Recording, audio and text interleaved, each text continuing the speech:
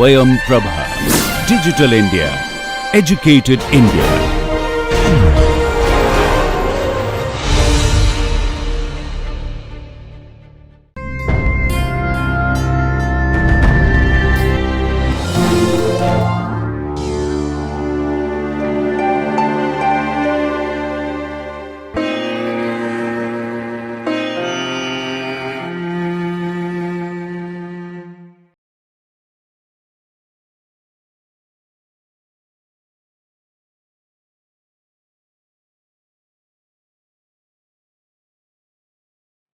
Hello, dear learners. I am Professor Jasim Ahmed from IAC Faculty of Education, Jamia Millia Islamia, New Delhi. Today, I am going to discuss on the topic agency and autonomy of teachers. And the objectives of today's discussion is to describe teacher autonomy. We will also describe teacher agency. We will try to study the significance of teacher autonomy and teacher agency in the process of teaching and learning. We will also discuss the term teacher as reflective practitioner and teacher as learner, and what is the significance of teacher being a reflective practitioner and teacher as an active learner. We will also discuss the role of professional learning community in teachers' professional life. So friends, first of all, talk about teacher autonomy, teacher agency, and teacher motivation. All these three, that is teacher autonomy, teacher agency, and teacher motivation, are positively correlated and results in the active engagement of teachers in teaching and in producing good results in terms of learning outcomes. So, if you want better learning outcomes, you have to take care of these variables, that is teacher autonomy, teacher agency, and teacher motivation. All are equally important. So first talk about teacher autonomy. Teacher autonomy means the professional independence of teachers with a special reference to the degree of their independent decision regarding what they teach and how they teach. Now the question is what to teach and how to teach. As far as what to teach is concerned, all of us very well know that teacher teaches in their classroom, in their school, or wherever they teach according to the syllabus provided to them. So, what to teach is basically clear on the part of the teacher. Whatever syllabus are provided to the teachers, they have to follow that. And you all know that in the process of syllabus development, in the process of curriculum development, teachers' representative are always present. So, taking this into the consideration, we can say that as far as what to teach is concerned, teachers totally enjoy autonomy in this respect. Now, discuss about how to teach. You all very know well that all teachers teach in the classroom as per their own ability, as per own interest, as per their skills they have. Nobody is going to, indicate, nobody is going to dictate in what way they are supposed to teach in the classroom. Not even the principals of the schools, not even the head of the department of any, subject department or any college. No one is there to dictate the way the teachers are supposed to teach in the classroom. So teachers really enjoy full autonomy as far as how to teach is concerned. Now the question is this autonomy threatened? Anytime if it is threatened or not? If it is threatened, then when it is threatened? So to answer this question, which is very subjective in nature, this question is subjective in nature. And maybe sometime you can say that yes, this autonomy is threatened. Maybe sometime you can say no, the autonomy of the teachers are not never threatened. So you may be having positive as well as negative answer to this question. So it depends how you look at things which are there in the school setup. So when teacher is put to be involved, in other words, leaving the class behind, and the teaching is hampered, only then somebody can raise fingers that the autonomy of the teachers are, threatened. For example, if teachers are involved in the process of data collection or in the process of any kind of survey where data are collected by the teachers from household or any rural setup or urban setup or wherever they are going to collect data because of the directions given by the government to the teachers of the school. So when they are involved in the process of data collection, in the process of any kind of survey, of course, the teaching learning process in the schools are hampered, and maybe that the teachers are compelled to collect data, and at that point of time someone may say that the autonomy of the teachers are threatened at this point of time, you can say. Similarly, you may be aware that teachers are involved in the process of election, in the process of census, in the process of midday meal distribution in the school, which is one of the most important component of Sarv Shiksha Abhiyan. Similarly, there are many components of Sarv Shiksha Abhiyan like school management committee, village education committee, block resource center, cluster resource center. In all these committees or all these bodies, teachers representative are there, and they are involved in performing so many tasks in addition to their class and teaching learning process. So having said all these things, having discussed all these things, someone may say that sometimes autonomy is threatened, but try to understand this, that these duties like duty in election or duty in census or certain kind of data collection, all these are very important work as far as the national development and national task is concerned, and we as teachers must participate in all these activities with full devotion, and we should take all these tasks as a national task. And so in my opinion, involving teachers in election duty or census, in my opinion, I don't consider that this is the threat to the autonomy of the teachers. So, having discussed all these things as a whole, we can say that teacher enjoy full autonomy. And this autonomy, which is enjoyed by the teachers, automatically gives authority to the teachers how to run the academic activities of your class. So, teachers are the master of the class. Teachers are basically the king of the class to whom they are teaching. For which class they are deciding about the activities they are going to perform in the classroom, what to teach, how to teach, in what way they are supposed to teach, in what way they are going to conduct the class, in what way they are going to organize the class, in what way they are going to engage the students of the class. So all these are basically decided by the teachers on their own, and that's why teachers enjoy full autonomy. But when some individual of the society or some member of the family or some citizen of the country or some body, some individual of any organization are given this kind of autonomy, kind of full autonomy, then it automatically put on your shoulder certain kind of authority, because automatically it puts duties and responsibilities on teachers, which teachers are supposed to fulfill and perform in their full capacity. Now, the question is why autonomy is important. So, try to understand in the light of NCF 2005, which states teachers' autonomy is essential for ensuring a learning environment that addresses children's diverse needs.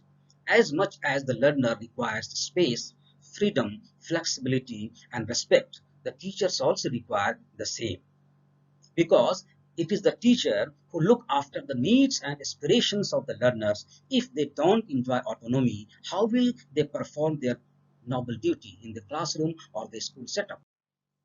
Hence, teacher autonomy is important as far as teachers are performing their professional duty with dedication and producing satisfactory results. To perform with full autonomy and productivity, teacher needs to strengthen his or her agency. Now, let's see what is teacher agency. Teacher agency is basically the ability of teachers to demonstrate the capacity to solve pedagogical problems or any challenges relating to their teaching and learning.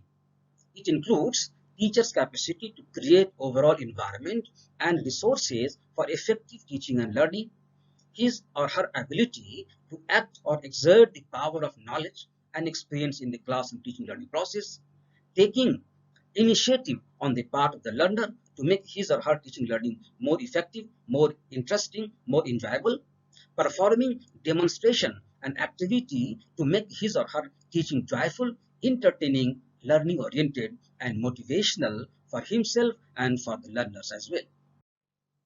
Teacher agency is the capacity of teachers to act purposefully, to direct their professional growth and contribute to the growth of their students and colleagues. It is professional action of teachers based on their perceptions, and experiences to fulfill the duties, responsibilities, and accountability to respond to educational dilemmas coming in their ways of teaching and learning. The more powerful is your teacher agency, the better will be the teacher performance. So, each and every teacher, all of us must try hard to improve our teacher agency. You as a teacher have to work on strengthening teacher agency. It is your duty and responsibility to sharpen your professional skills as teacher for the needs and aspirations of students, shaping their personality and playing an active role in nation building process.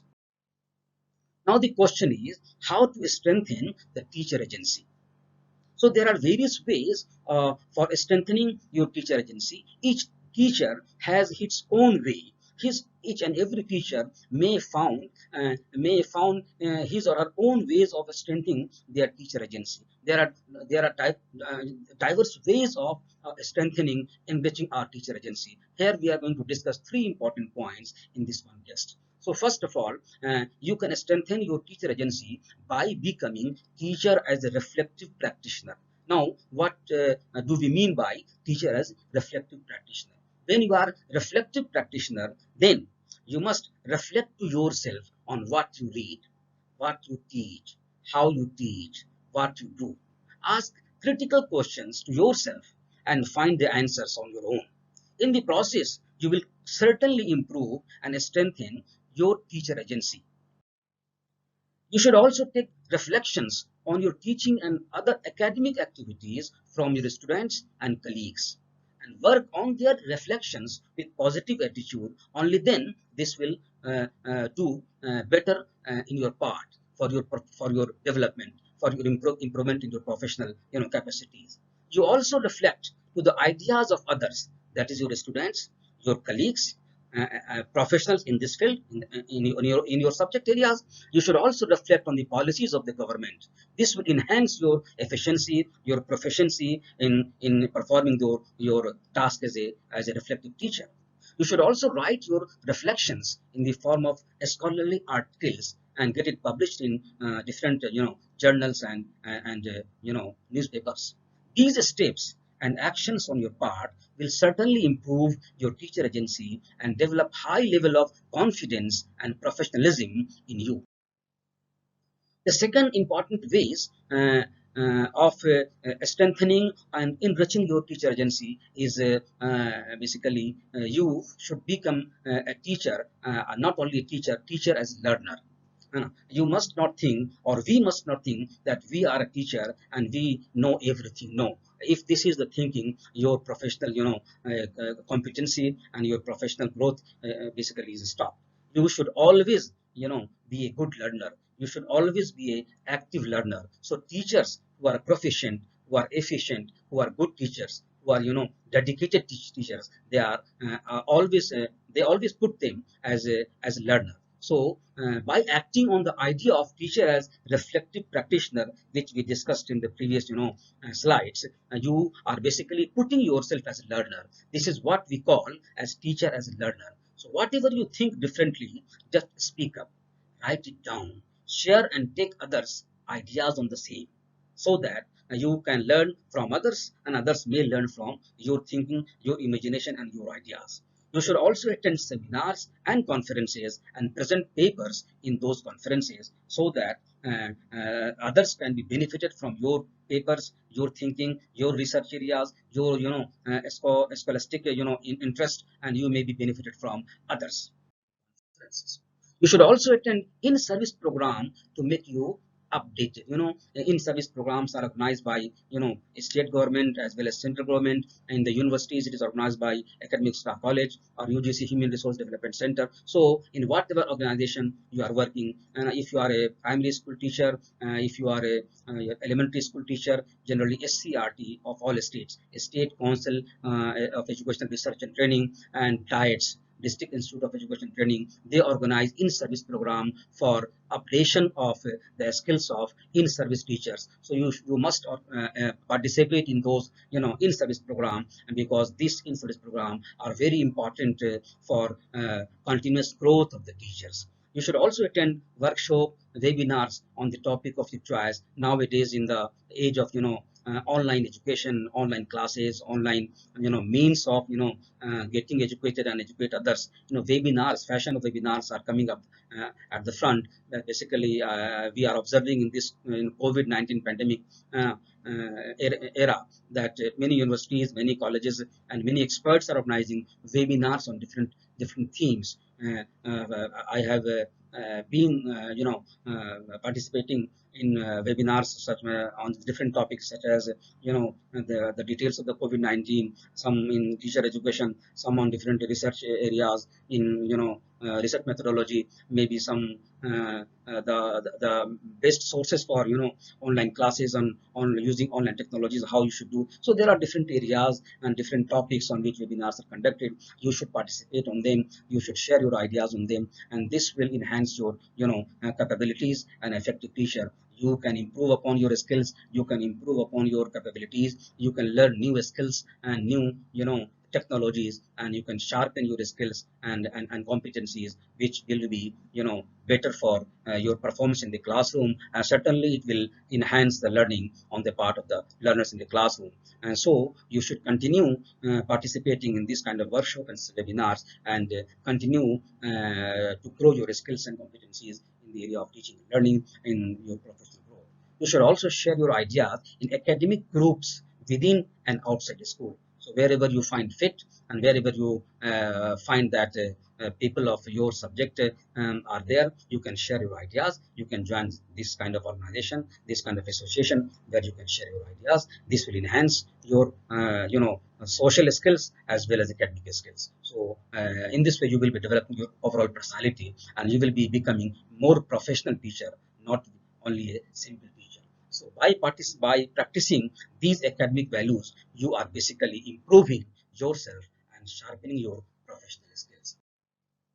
Now, the third important in this context is that you should be active partner or member of professional learning community for sharing your academic works and reflections. You need a larger professional community. You should join some association. You must become the member of some professional learning community, professional organization, be any kind of association which touches your heart, which are related to your own subject, which are related to your interest area. Be a part of that association, be the member of that association, and participate in the activities of that association. For example, you can, if you are a science teacher, you can be member of National Science Teacher Association. You can be the member of Association of Science Teacher Educators. If you are a teacher educator, if you are a social science teacher, you can be you can have the membership of National Social Science Teacher Association. And if you are a language teacher, you are interested in language teaching, you may be the member of, you may join the member the association of language learning. So if you join such association, such professional learning community, you will be having ample opportunity to share your ideas and to learn new things, so that you can enhance your professional skills and becoming more and more effective and efficient teacher. You must share your ideas and experiences and make yourself updated by joining all these professional learning communities. Hence, we can conclude by saying all ways and means of professional growth and updating of self to perform better in class and in professional work strengthen agency of the teacher. Now the question arises, what school should do in this regard at its own level?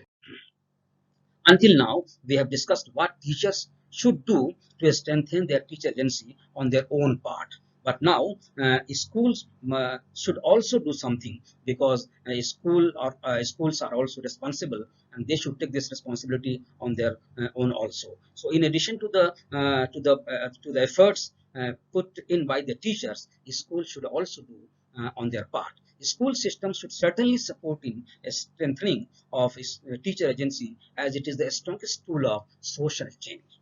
School should include teachers in decision-making process pertaining to academics. This is very important point, because many teachers have been found that they compel, they basically criticize school management, that school management are not inviting teachers in the decision-making process. and this gives a message that school management do not consider teachers as their as their partner. So if include teachers in decision making process pertaining to academics, teachers will be highly motivated. They will understand, they will consider themselves as a part and parcel of the school system, and they will in this way put their more efforts in the process of teaching and learning. They will enhance their skills for the betterment of the learners and betterment of the schools. Yeah, a school must support innovative activities taken up by the teachers. There are many teachers in the school who are innovative in nature, who are creative in nature, and who are involved in some sort of innovative activities. And if some teachers are doing that, then schools must support both those teachers, and they should allow those teachers to do such certain kind of activities, because this will not only enhance the skills of those teachers, but in the long run, it is going to put positive impact on other teachers as well as on the learners and as well as the entire school system. School should provide funds for professional growth of teacher also, because many a times many teachers have been found that school or government is not providing any funds or any financial support to teachers for participating in conferences, seminars, for conducting science fair, for conducting certain kind of workshop, etc., which the teacher wanted to organize. So if teachers are desirous to organize such things, school should provide funds for professional growth of teachers, so that they can perform in a better way in the school setup.